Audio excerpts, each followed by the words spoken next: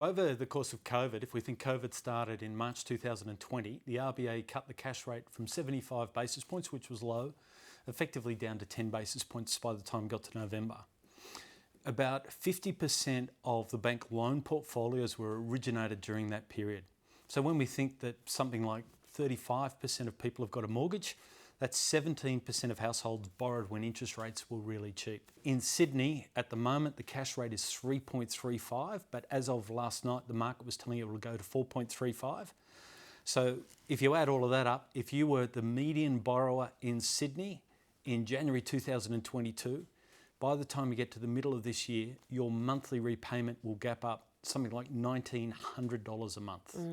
And if you're a fixed rate borrower, your rate will gap up from about 1.9% in one hit to something like 6.5%, 6.7%.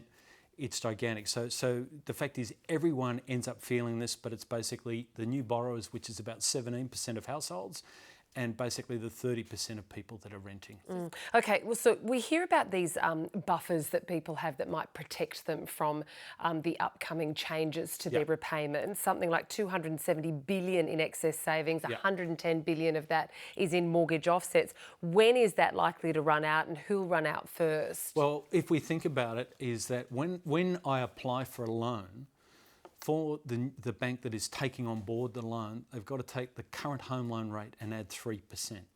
So if I'm telling you I think that the variable rate will end up at something like 6.75%, it means I've got to be able to afford a 10% mortgage rate. And not everyone will be able to afford that. So one of the interesting things is not long ago, a lot of the media was reporting that APRA would ease back on the 3%. Yesterday, APRA have actually come out and said that they're not easing back on it because they actually see rates are going up further.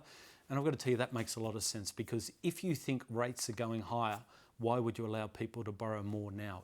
Just on those buffers, I mean, we've spoken to quite a few of the banks given the recent earnings period, and quite a few aren't concerned about this impending mortgage cliff. But then on the other hand, you had late last week or the week before, Westpac and ANZ coming out saying their buffers are close to being breached, if not breached.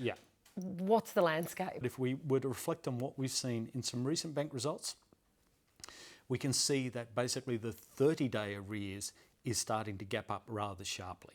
We can see that in the recent Westpac disclosures. Commonwealth Bank referenced it in their slides, and it's self-evident that we can see stress coming through. And if I can just flag to another development even today, Harvey Norman's result today was quite a substantial earnings miss. And when we think about it, that is the signs of this early signs of households running out of cash. So what does this mean for the viability of the banks moving throughout this year, when a huge percentage of their loans were originated when rates were under 2%? They're not going to go bust, Catherine. They will not go bust.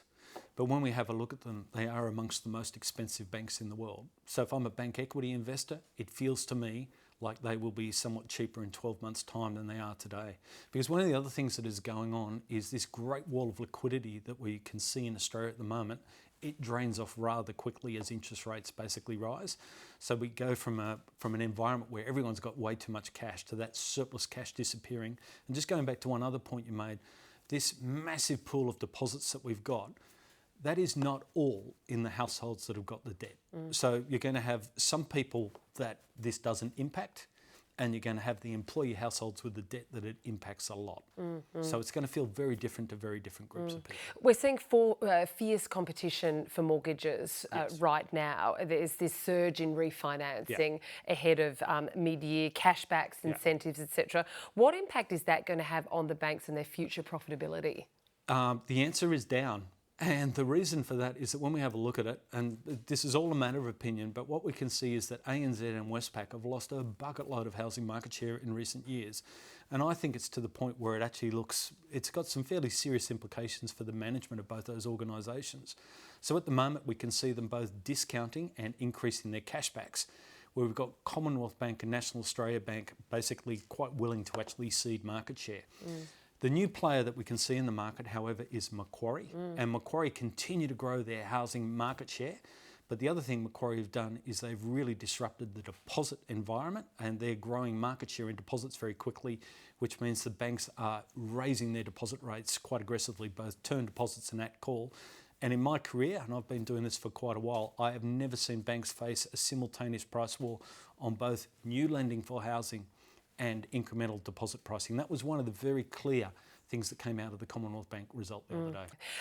You spoke to the business last year, about midway through last year, and you said that you felt as though the economy was at an inflection point, given the uncertainty at that stage on rates and being able to price credit. Where would you say we're at now? I think we're much closer to a recession than we were, and I think, just reflecting on it, I think that we will be personally, I think we will be in a recession.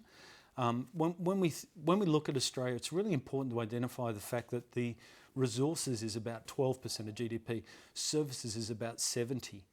But when we have a look at the labour market, resources is about 2%, manufacturing is about 6%, but services is about 80%. So really the way to think about Australia is we've got a lot of holes in the ground with a few people digging stuff out of the ground and sending it over to China.